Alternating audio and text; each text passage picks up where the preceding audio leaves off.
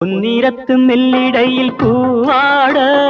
பொட்டு வைத்த வண்ண முகம் நீராட பொன்னிறத்து மெல்லிடையில் பூவாட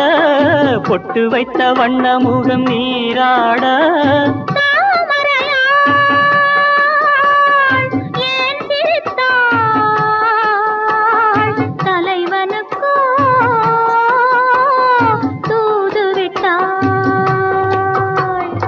இயற்கை என்னும் இளைய கண்ணி ஏங்குகிறாள் துணையை எண்ணி